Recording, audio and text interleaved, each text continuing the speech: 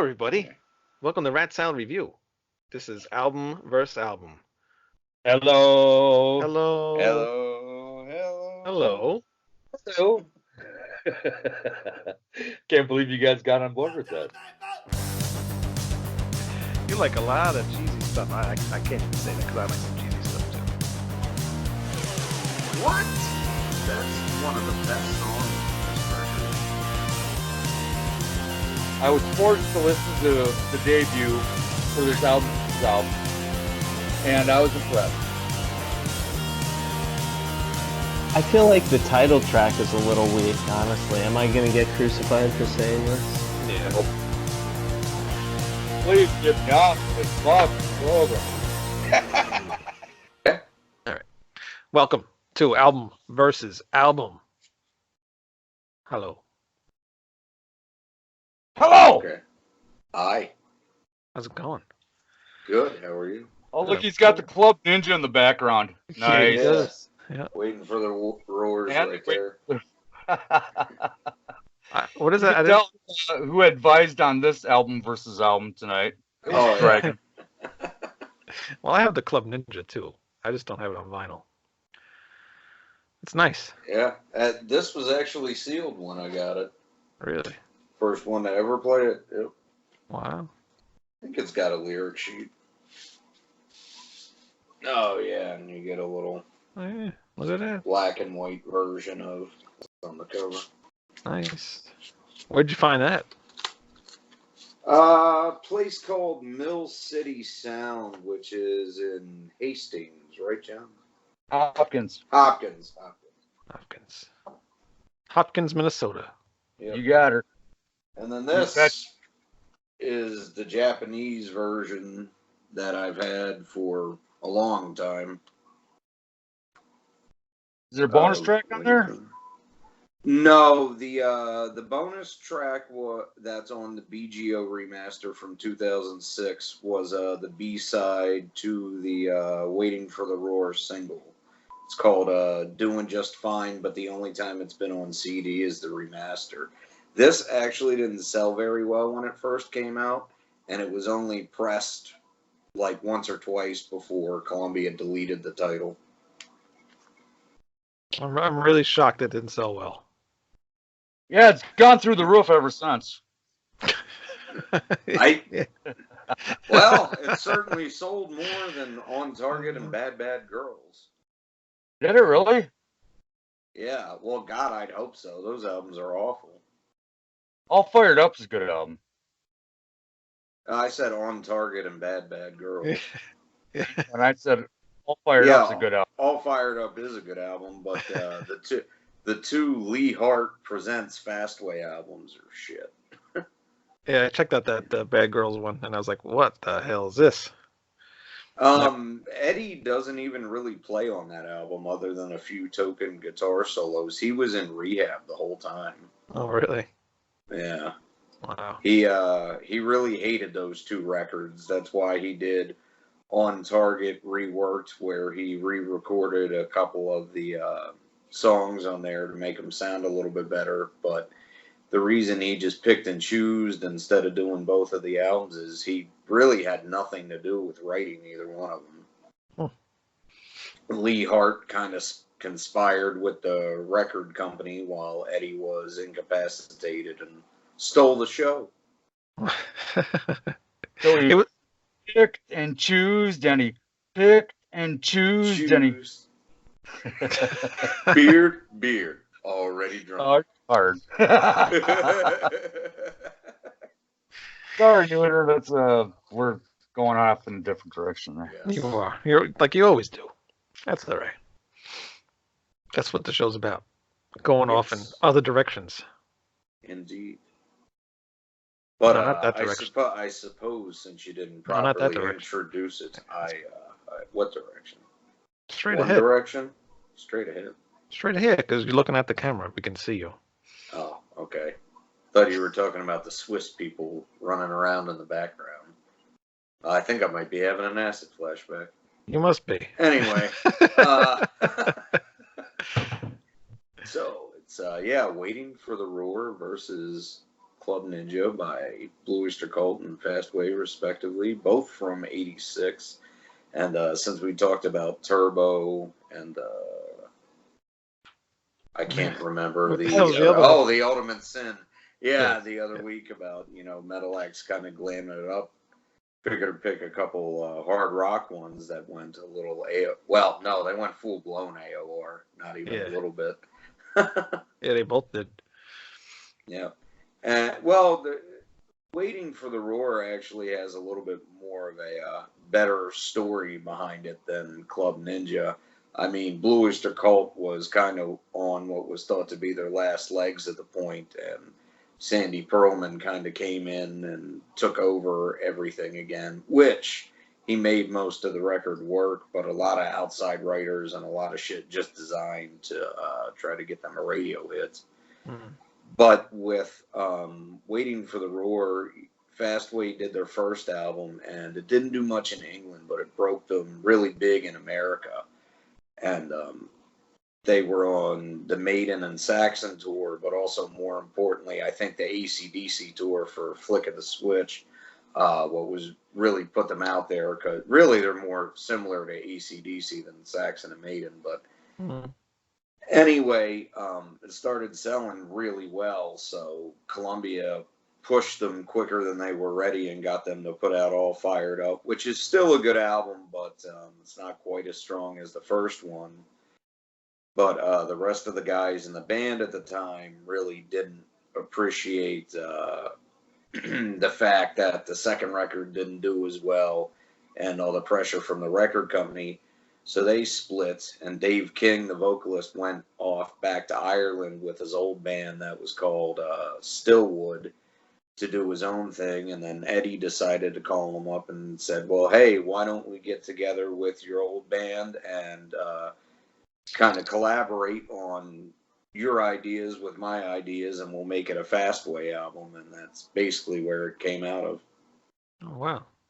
And at the time, the record company thought it was an awesome idea, but, you put out 2 albums of straight hard rock, that's what everybody's expecting for the third one.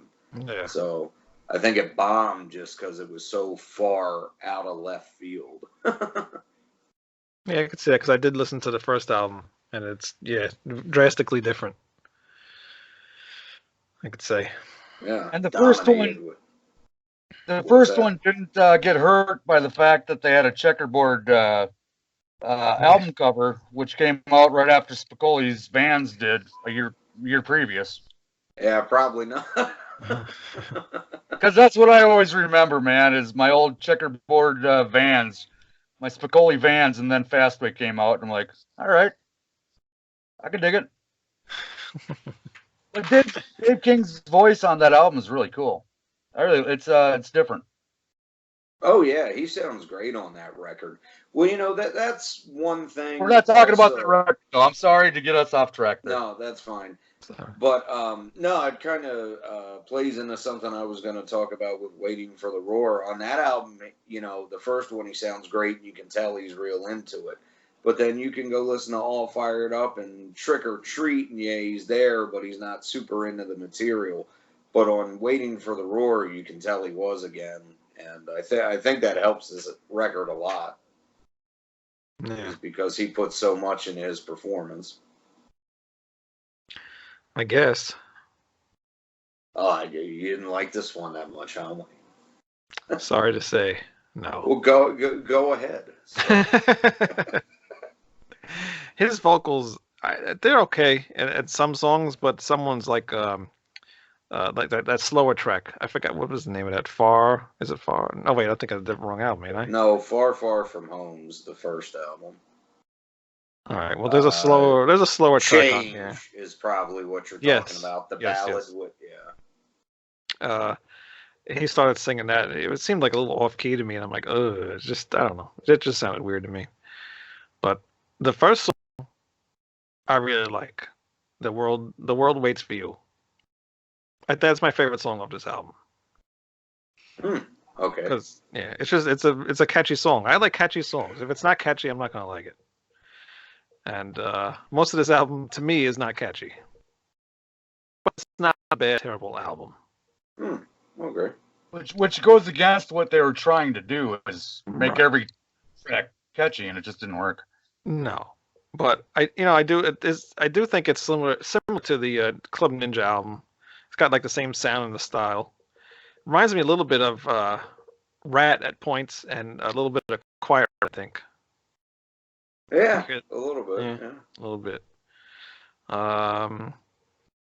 Let's see. Oh yeah, The World Waits for You. I think that song could be like 2 minutes shorter. It's like 6 minutes long, isn't it? Well, yeah, Yeah. you got to build atmosphere, man. I don't know, but they could have knocked a couple world weights back a few minutes or so. You know, All right. Okay. chop it 2 minutes off. We didn't need the solo in there. But yeah, that's about it. It's like I said, it's not bad. I listened to this album like 5 or 6 times, and I felt the same way every time I listened to it. It's just nothing grabbed me at all. You got a lot of time on your hands. Well, I listen to music at work, so I have a long job day. So that's why everybody on Long Island has their mail all fucked up. You deliver it there and it's supposed to go there, that kind of thing. I don't know what you're talking about. I got you. Sure. Yeah. So, what do you think? What do you think of Waiting for the Roar, John? I think it's about their 5th best album, honestly. And you, I wanted to pipe in when you said that these are AOR albums. I don't agree with your definition of AOR, because these were hard rock albums. AOR, that's Richard Marx and Idle Pure and you know. AOR to me is Styx and Journey. Yeah. Right. Yeah. This isn't that though. It does have. It's got more in similar common with songs. Journey than it does Quiet Riot. Yes. Well, sure, absolutely. But AOR is this stuff you'd find on W Light Radio. In my definition, you would be talking Air Supply, and that's AOR. This It's just good mid '80s hard rock that fell short of anything memorable. I listened to it, and I couldn't even write anything down, just because there was nothing there to write down, to be honest. I still love Fast Eddie Clark. And you know what I did? I actually listened to Fast Eddie Clark's solo album after this, and I'm like, this is Fast Eddie Clark. Waiting for the Roar isn't Fast Eddie Clark. I don't know. No, it's totally Dave King's album, and honestly, I think it was really cool of Eddie to just let him take the reins like that. Well, in '85, do you think Eddie was just on too much shit, or? Oh, he was in the middle of drinking himself to death then. Okay. I mean, he was Fired. on Target was '88, and that was when he collapsed and was hospitalized. So that's only 3 years. Right. I couldn't even tell you a favorite song. I mean, Waiting for the Roar is the one that stuck out to me because I had another band called Loud and Clear that I thought covered it, and then I listened to Loud and Clear. And I'm like, no, this isn't the same thing. So I'm just telling you my process of going through this, and I'm ready to go to BOC if you want to talk about that. I hated that roar thing that they put on in that song. What? The waiting. What the hell is it? Waiting to roar. Waiting for the Roar. Waiting for the Roar. Track? Yeah, they put the roar sound in there. It's just kind of corny. Oh yeah.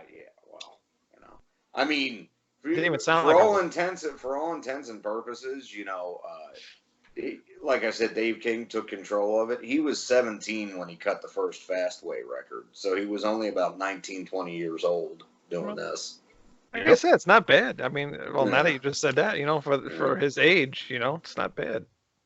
Yeah. Yeah, because the there's only a lot of other shit I turn on for this. Right. You know. Right. Only thing Eddie really did on this one was his own guitar lines and then help the guys with the structure of the songs. But I think it's a pretty good record. I mean, a lot of it's just basic stuff that doesn't really stick in your head, but the first song, The World Waits for You, and then is really good. My favorite are the last two, Girl, which I think is the best song on the record, and then Backdoor Man, because they're a little bit rockier. Eddie's got more of a presence on those songs. But, I mean, there's good riffs scattered all over the album, and they get into good grooves on, like, Tired of Your Love and a couple of the other songs. There are a couple I hate outright, though, like their attempt at a U.S. single with Rock On. Yeah. Gonna rock, gonna bop to the USA. No thank you. Shut up, Dave. You look in 1985 and put the words "rock on," and about 1,500 other songs will come up. Yeah. Oh yeah. And Kill Me With Your Heart, the second track, not the best song ever, but that one's still got a pretty good groove to it. The better versions of these songs are actually on the live album that was released in the 90s from this tour. It's called Say What You Will Live. Got that. Yeah. And that's the better way to hear it because it's more acoustic. You don't have a lot of the studio crap and as many synths on it. Can I show my ignorance real quick? Where was Clark in the Motorhead thing at this point? They weren't speaking at this point. They had the falling out at when Lemmy went to do the Stand By Your Man cover with Wendy O. Williams. Right. And Eddie hated the idea. He thought it was gimmicky and he didn't want Motorhead to do it, which is why he doesn't appear on that. So he agreed to do the Iron Fist album, finish that out, and then left. And he had already been talking to Pete Way and working on Fastway with him and had a lot of the songs in the first album already written. But what happened there, and it was him, Pete Way, and Jerry Shirley. Jerry Shirley was the drummer from Humble Pie, and he stayed on. What happened with Pete Way is Chrysalis was originally supposed to pick him up, and Eddie waited, I think, something like 3 months. They still hadn't called him back. And he wasn't making any money, so he took it to CBS and got signed. Chrysalis was pissed and wouldn't release Pete Way. So, well, wasn't Wasted Chrysalis too? Yeah, but Fastway's on Columbia. Wasted was on Chrysalis because Chrysalis still owned Pete Way's contract. But since Eddie went with Columbia, they weren't happy about it, and they wouldn't let him play on the album. Well, who came out on top of that, Columbia or Chrysalis? Yeah, true. Who's Chrysalis? No, I know who they are. I know. Yeah, there's there's still litigation going on with that label. Really? God. Armored Saint was on that label. Yeah. So it was Jellyfish. No, Vinnie that was Vincent Charisma. Invasion. Sorry. All right. Okay, so Club Ninja. Yep. Around this time, this is right after the 83 tour, the original band kind of broke up during Fire of the Unknown Origin tour in 81 because of some issues between Albert Bouchard, the drummer, and Eric and Buck. And that's a whole long story. But anyway, with that album and the two before that, they had been trying out different producers, so they kind of started working away from what they were originally doing and everybody being collaborative songwriters, and the outside writers started coming in, like on You Gotta Take Me Away, Without Onova, on the Revolution by Night, Shooting Shark, a couple other songs like that. Things that generally worked out and did real well for them. But the rest of that album isn't all that great, and they were getting ready to, I believe, break up for good, but they ended up doing this album, and Columbia got them back together with Sandy Pearlman, their original manager, and a lot of the brainchild behind their original image, lyrics, what have you. So he really took control on this and picked most of the songs. And this is also the last album before the original bass player, Joe Bouchard, left. And Alan Lanier, the keyboard player, left before they did this record, too. So really, it should be called Blue Oyster Cult. But Blue Oyster Cult. yeah. But for all the weirdness that it encumbered, I think it comes off as a pretty good record. And, you know, Sandy Pearlman really shows his mastery on it, because a couple of them songs really aren't all that great of songs in their original form. But through his arrangements and how the band did them, you know, it turns from what seems like it'll be kind of a boring record to almost a slab of gold in your hands. Yeah. Except for It's me. got one of your favorite songs on it, right? Yeah, Dancing in the Ruins is on it. That's a great track. But it's also got one of my favorite Buck Dharma songs ever, Perfect Water. That is a fucking beautiful song. Oh, Yeah. And sorry.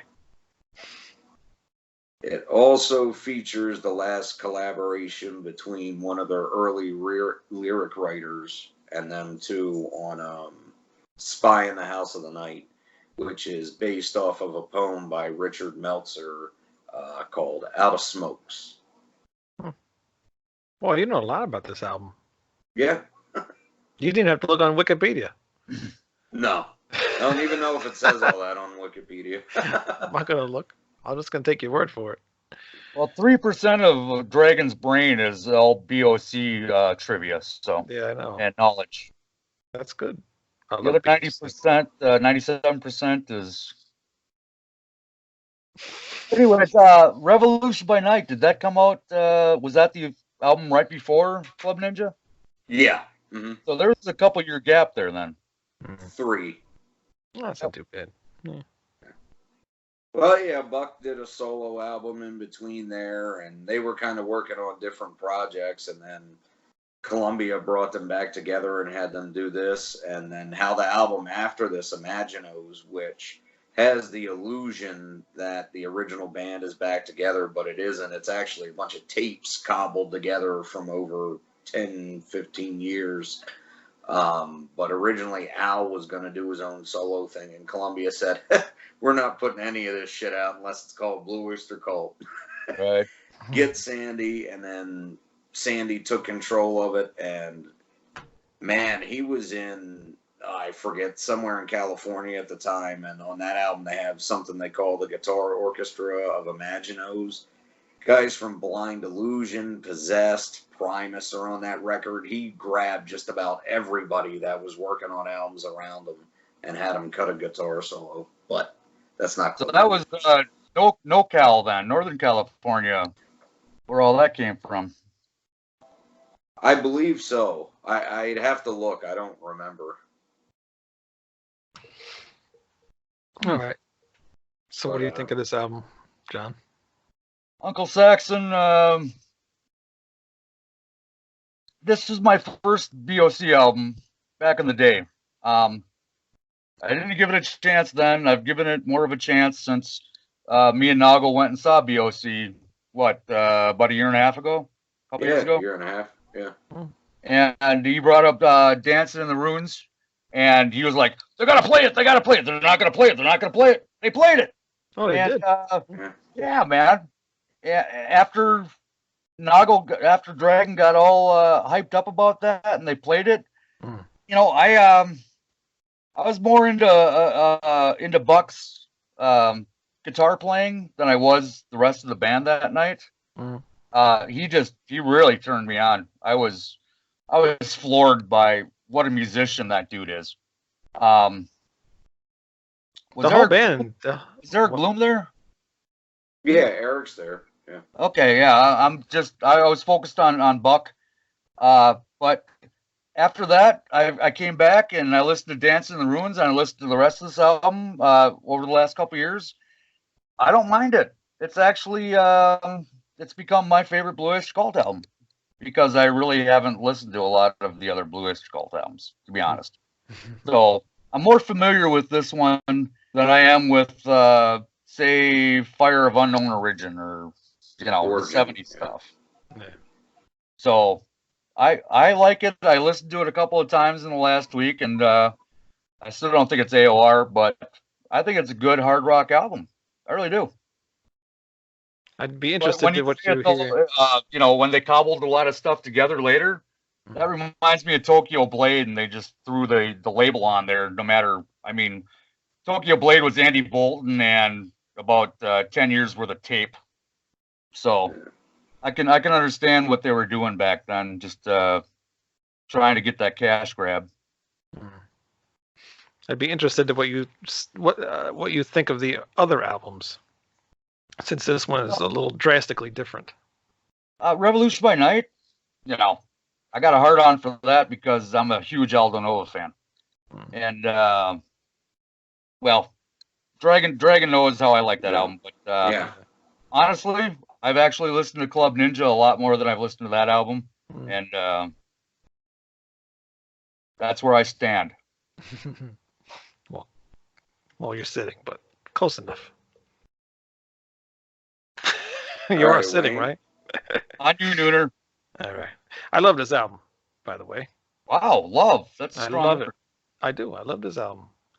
It's very modern sounding for them.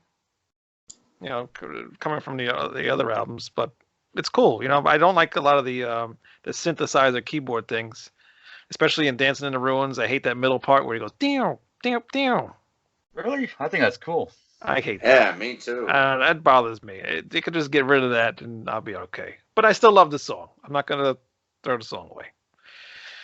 A lot of catchy stuff on here. A lot more catchy stuff on this album than it was on the Fastway album. I'm sorry. Like White Flags, Method to the Madness, Dance in the Ruins. I used to think Rock Not War was like the worst song on this album, It is. but it's not. Oh. And as I was going through this to make a little list here of what I liked and didn't like, I was gonna add your favorite song to my don't like list, but I changed my mind. I do not like When the War Comes Home. It's just called When the War Comes. On my thing it said When the War Comes Home. I don't know. It drags a little bit. Yeah. It's unfortunate too, because that's the last song Joe Bouchard ever wrote and played with them, and it just kind of drags on. I mean, really the only thing special about it is Howard Stern's the one that does the spoken word intro. Oh, really? I didn't know that. I hate it because it says Ooga Chaka. Well,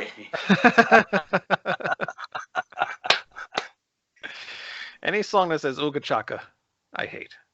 Can't fight that feeling. War comes, so that's what it reminds me of. Like that feeling, huh? I know. That's what hate it. I hate it. Something inside of me. Deep inside of me. Just, like, why would they put that in this song? Like it fits, but it's just so stupid.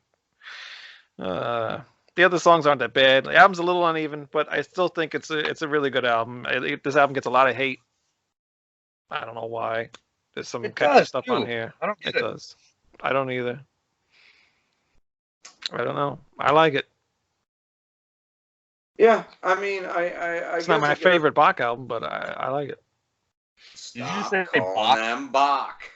What? That is really annoying. What? Bach? No, It's not what's Bach, next? it's Beef Bohem. oven? What? Sorry, I'm from New York. What do you expect? Taka. Yeah, exactly. I just found out that that's AC/DC in Australia. Yeah. Weird. Those guys are insane. Yeah. Hmm. Guess you never knew that, huh, Greg? No, I didn't. Yeah. Taka. Yeah. I had no Hey. idea. So, what do you think about this album, Greg? You love this album too, right? I don't love it. I like it a lot. It's one of my favorites from their later era, but I don't think it holds up quite as well as some of their earlier material. But I don't really think they ever did a bad album, to be honest with you. mostly Buck Mm. at this point. Really excellent songwriters and, arrangers. And Sandy Pearlman helps with a lot of that. Like I said, White Flags is a great example. That works excellently here for them because the way they redid it and kind of formed it to their own image where, it's poppy and it's modern, but it's got that weird, dark BOC edge to it, too. Because the original song by a couple guys called the Legat Brothers, who I've never heard of, a couple hosers, but their version of it sucks. So, Take off. what's that? I said take off, eh? Yeah. And then, Dancing in the Ruins is originally by somebody else too, but they really made that their own, and I think that's Wait, that's another great one. It's a cover? It's an old Dion song. Yeah. Really? Wait, Dion? No. Don't listen to Uncle Sack. I know a guy named Joey Scanlon wrote it, but I don't know what band he was in. Really? Yeah. Well, it may not have been recorded before. It may just have been written by somebody that Sandy knew for the album. I'd have to look more into that. Yeah, I think Sagan's doing that right now. Yeah. Because But, I don't think that's like a cover or anything. No, I don't think so. Now that I'm thinking about it. Yeah. But yeah, and then Make Rock Not War is by Bob Halligan Jr. and so is Beat 'Em Up. Mm. Oh yeah, that's the other song I don't like. Beat 'Em Up. That's kind of stupid. Well, they're both dumb because they're Bob Halligan Jr. songs, but I mean, I like a couple of ones he did for Priest, but they weren't exactly the best ever. Yeah. Yeah. It happens. But Beat 'Em Up has some really cool guitar work from Buck in it. I mean, it's cheesy, it's goofy, but I actually do like that song. That's what it is. Like there are like the bad songs, but there are cool parts in those bad songs, which sucks. Yeah, I mean, Make Rock Not War actually starts off with a pretty awesome guitar riff. It's just the song can't keep it together. Yeah. And, I mean, Perfect Water, though, I think is one of Buck's best compositions ever. He just lays some beautiful guitar melodies and solos on that song. Mm-hmm. I don't care for that song that much. I don't know what it is. Just weird. And then Spy in the House of the Night is another good one. Great BOC, old style first album type lyrics, courtesy of Meltzer. And it's just a good song. And then when the War Comes is a little boring. I don't really care for that. I mean, Ooga chaka. Yeah. Sometimes I'll skip it because that gets on my nerves after a little while. Yeah, that's so stupid. Shadow Warrior I like a lot too. Yeah, see? I mean, it's not the best song on the record, but it's got. You see that? It says when the war comes home. Yeah. Well, that's what it says. That's not what my album says, though. Yep. Weird. Yeah, we can't read that. Yeah. Well, it says when the war comes. I assure you. No, I believe you. I'm not saying you're lying. CUMS, and that's just for weird people. But do you want to know what Wikipedia says about Dancing in the Ruins? What do they say? What's that? Dancing in the Ruins is an American hard blues song originally done by Wasted Willie Two Shoes Johnson in 1952 at what's that say? My eyes. Hold on a second. Dwight Eisenhower's inauguration. Does that make sense? No. Not at all. Not really. I mean, Willie Shoes Johnson's 26th single the following year in 1953 and reached number 9 on Billboard mainstream rock charts. I just totally that's right. Well, that's all the fun. You dick. Well, the thing is, some guy named fucking wrote it. Back when they were but the it's not a soft, song. back when they were the soft white underbelly, though, they used to take older, not so much rockabilly, but early rock and roll songs like that and redo them in their own psychedelic rock style at the time. So that wasn't entirely unbelievable, honestly. Dharma and Bloom did a lot of drugs like in the early 70s, or They actually, Bloom, Buck, they're from the Island, by the way. Bouchard They're- brothers, and yeah, Oyster Bay. That's part Yeah. of where the name comes from. Yeah. But they were all in the college over there at Stony Brook together. Stony Brook, yeah. Yeah, and that was how Sandy and Richard Meltzer all met, and Sandy and Richard kind of wrote the lyrics and helped shape the image. They originally gave everybody nicknames. Buck's the only one that kept his. Eric Bloom was originally Jesse Python. Oh man, Alan Lanier, the keyboard player, was Laverne. Wow. Al, the drummer, was Prince Omega, and I can't remember what Joe's name was. I'd have to look it up.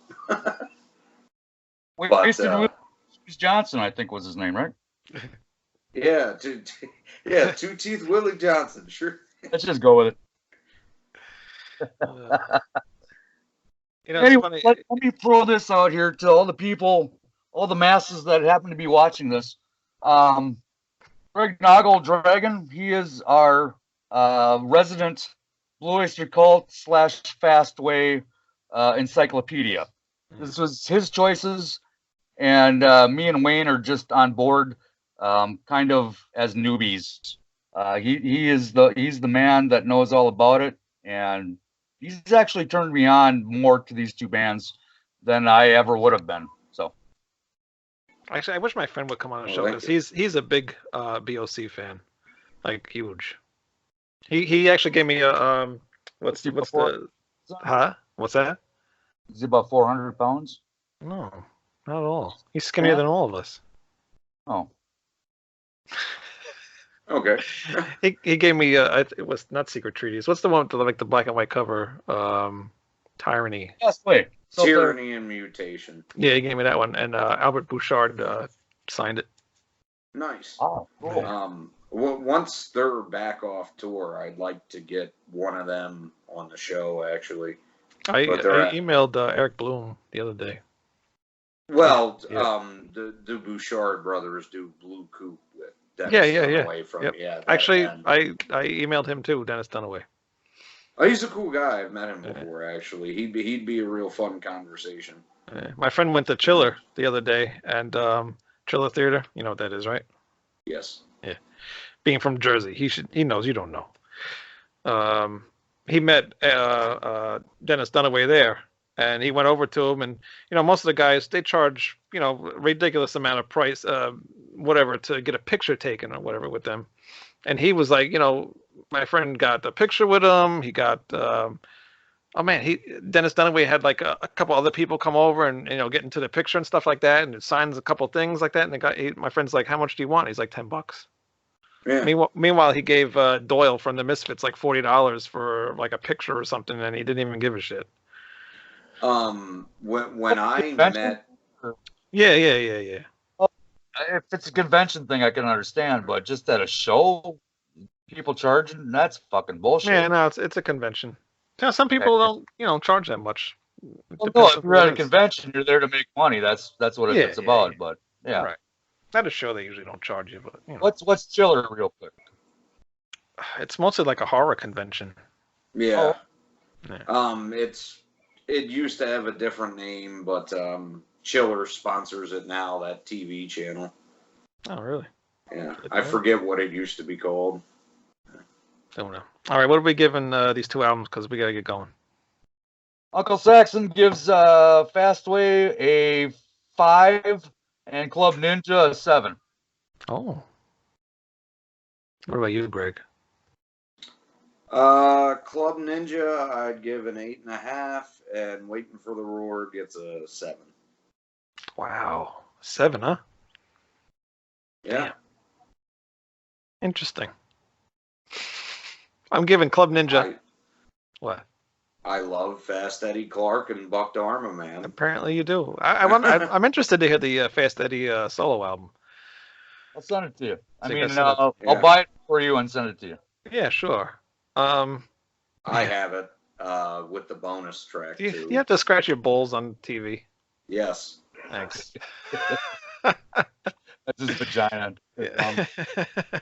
All right. I'm giving Club Ninja a 7, and I'm giving Fastway a 4. Unfortunately, I'm gonna give it a 4 because the songs are good. They're not terrible. It's not a terrible album. I wouldn't tell people don't go buy it, but songs aren't that memorable to me. But there are some good songs on here, and the first song was enough for me to give it a 4. Because if I make a mix of anything, I would do the same thing, actually. I'll give Fastway a 4 and Club Ninja 7 too. yeah, I would definitely put that first track on any mixtape I make because it's just a cool song. Because the world waits for You you. got to find your place inside the sun, man. That's right. See you guys next week. Adios. Bye.